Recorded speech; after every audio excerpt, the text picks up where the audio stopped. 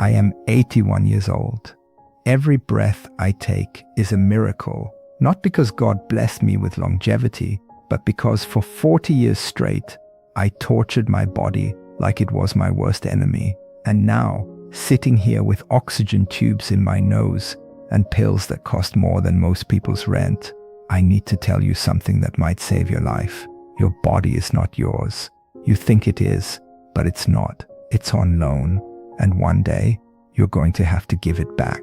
The question is, what condition it's going to be in when that day comes. My name is Marcus, and I spent 4 decades believing I was invincible. 4 decades smoking 2 packs a day, drinking like prohibition was coming back tomorrow, and treating stress like it was just part of being a man. I thought I was living. Turns out, I was dying in installments. I started smoking when I was 16. All the cool kids were doing it. James Dean had a cigarette hanging from his lip, so I figured I should too. By 18, I was up to a pack a day. By 25, it was 2 packs. By 40, I was smoking 3 packs when things got stressful, which was every day. People tried to tell me. My mother, God rest her soul, she'd plead with me, "Marcus, those things are going to kill you." I'd laugh it off. "Ma, we all gotta die of something." My wife Sarah, she'd hide my cigarettes, throw them away, beg me to quit. I'd just buy more. I thought she was nagging. I didn't realize she was watching me commit suicide in slow motion. The drinking started in college. Beer at first, then whiskey when I got my first real job. I was in advertising, high pressure, long hours, demanding clients. Everybody drank. It was part of the culture. 3 martini lunches, cocktails after work, bourbon to unwind at home. I convinced myself it was necessary. How else was I supposed to handle the stress? By my 30s, I was drinking every single day. Not falling down drunk, mind you. I was what they called a functional alcoholic. I showed up to work. I paid my bills. I mowed my lawn on Saturday. But I couldn't go to sleep without whiskey. Couldn't handle a difficult client without a liquid lunch. Couldn't relax without something to take the edge off. And the stress. Jesus, the stress. I carried tension in my shoulders like armor. My jaw was permanently clenched. I ground my teeth so hard at night that I cracked 3 molars. But I wore it like a badge of honor. Look how hard Marcus works. Look how much pressure he can handle. I thought stress meant I was important, that I was achieving something. Every deadline that made my heart race, every client crisis that made my blood pressure spike, every sleepless night spent worrying about campaigns and budgets, I thought that was what success looked like. My body tried to warn me. It tried for years. Chest pains that I blamed on heartburn, shortness of breath that I blamed on being out of shape, persistent cough that I blamed on allergies, blood pressure that made doctors raise their eyebrows. I ignored every single sign. "You need to slow down," my doctor said when I was 45. "You need to quit smoking, cut back on drinking, find ways to manage stress." I nodded and agreed and walked straight to the bar across from his office. I wasn't ready to change.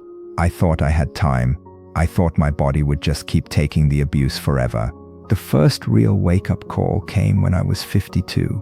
I was in the middle of a client presentation when my chest started burning like someone had poured gasoline on my lungs and lit a match. I couldn't breathe. I couldn't speak. I collapsed right there in the conference room. Heart attack. Not a big one, they said. A warning shot. The cardiologist, Dr. Chen, sat me down and drew pictures of my arteries. They looked like clogged pipes.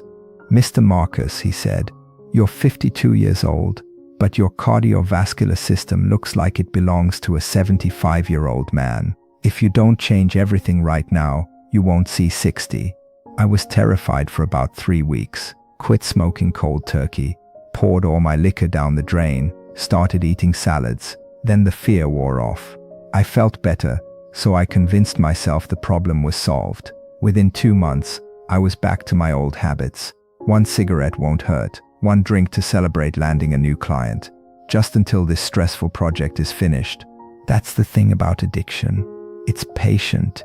It waits for you to convince yourself that this time will be different, that you can control it, that the rules don't apply to you. The second heart attack came when I was 58. This one nearly killed me. I was on the operating table for 6 hours while they rerouted blood around arteries that were 90% blocked. When I woke up, Sarah was crying at my bedside. "I thought I lost you," she whispered. "I should have changed then. I should have realized that I was borrowing time I didn't have. Instead, I got angry at the doctors for telling me what I couldn't do, angry at Sarah for hovering over me, angry at my body for betraying me. I kept smoking, but I hid it from Sarah. I'd sneak cigarettes in the garage, in my car, on the way to work. I thought I was being clever. Really, I was being pathetic. A grown man hiding in his own garage like a teenager, poisoning himself one puff at a time. The drinking got worse after the second heart attack, because now I had something real to be anxious about. Every chest twinge, every irregular heartbeat, every shortness of breath sent me straight to the bourbon bottle. I was self-medicating my fear of dying by doing the very things that were killing me. The stroke happened when I was 63. I was sitting at my desk, working late as usual, when the left side of my face went numb. I tried to call Sarah, but the words came out garbled. I tried to stand up and fell over like a tree. 3 days in intensive care, 2 weeks in the hospital, 6 months of speech therapy and physical therapy. I had to learn how to walk properly again, how to write my own name, how to say simple words without slurring. That's when Sarah gave me an ultimatum. "Marcus," she said, sitting beside my hospital bed, "I can't watch you kill yourself anymore. Either you get help, real help, or I'm leaving. I won't be a widow because you couldn't put down a cigarette." For the first time in my life, I was more afraid of losing Sarah than I was of giving up my vices. I checked into rehab at 64, 90 days of detox therapy and facing the truth about what I'd done to myself. In group therapy, I met a man named Robert, who was 59 years old and looked 80. Emphysema from smoking, liver damage from drinking, diabetes from stress eating. He could barely walk across the room without getting winded. "You know what the worst part is," he told me one day. "I missed my daughter's wedding because I was too sick to travel. I missed my grandson's first steps because I was in the hospital. I missed my life because I was too busy destroying my body." Robert died 2 years later. Lung failure. At his funeral, his daughter spoke about how proud she was of him for trying to get clean, but how sad she was that he started too late. "He spent more years killing himself than he did living," she said. "I quit everything that day. Cigarettes, alcohol, the high-stress job that had been eating me alive for 3 decades, cold turkey, all of it. Was it hard? Hell yes. Did I want to go back 1,000 times? Absolutely. But every time I felt like giving up, I thought about Robert, about Sarah, about the grandchildren I might never meet if I kept poisoning myself. I'm 81 now. I've been clean for 17 years. 17 years of actually living instead of slowly dying, but the damage was done. The decades of abuse had consequences that no amount of clean living could undo. I've had 4 more heart attacks. My lungs are scarred from 48 years of smoking. I have chronic obstructive pulmonary disease, which means I carry oxygen everywhere I go. I take 14 different medications just to keep my body functioning.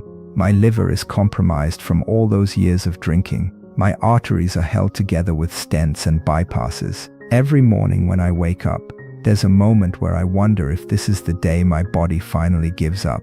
Every time I climb a flight of stairs, I have to stop halfway to catch my breath. Every time I laugh too hard, I have a coughing fit that lasts 10 minutes. But you know what? I'm grateful.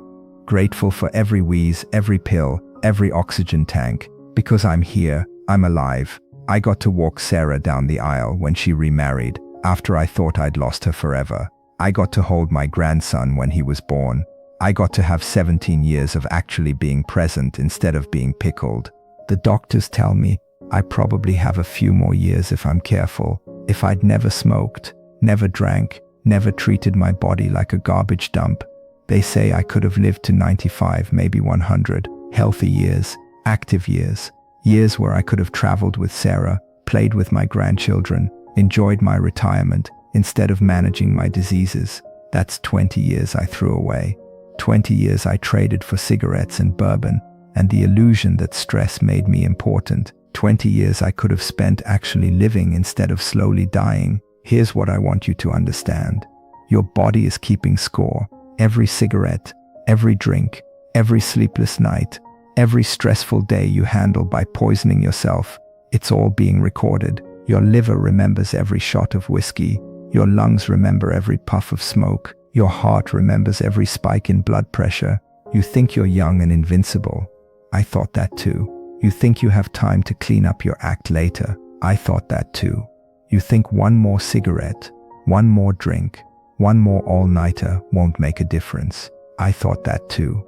But your body isn't a car that you can abuse for years and then take to a mechanic for a tune-up. It's a living system that's trying to keep you alive despite your best efforts to destroy it. And eventually, it's going to give up. The cruel irony is that by the time you realize what you've done, it's too late to undo it. You can stop making it worse, but you can't make it better. The lung tissue doesn't regenerate. The liver scarring doesn't heal. The arterial damage is permanent. I look at young people now, in their 20s and 30s, smoking and drinking and stressing themselves into early graves, and I want to shake them. I want to show them pictures of my oxygen tank, my pill bottles, my surgical scars. I want to make them understand that their bodies aren't limitless, but they won't listen. Just like I didn't listen. They think they're different, just like I thought I was different. They think they have time, just like I thought I had time. Don't be like me. Don't trade 20 years of healthy life for 40 years of slow suicide. Don't assume your body will just keep taking the abuse forever. Don't wait for a heart attack or a stroke or a cancer diagnosis to start treating your body like the miracle it is. Stop smoking today. Not next week. Not next month. Today. Stop using alcohol as medicine for stress and anxiety. Stop wearing exhaustion like a badge of honor. Start moving your body, feeding it real food, giving it rest, protecting it from unnecessary stress. Your future self is depending on the choices you make today. My future self is sitting here with oxygen tubes and regret, wishing I could go back and make different choices. You still can. Don't waste that opportunity like I did. Every breath I take is a miracle. Make sure yours are too.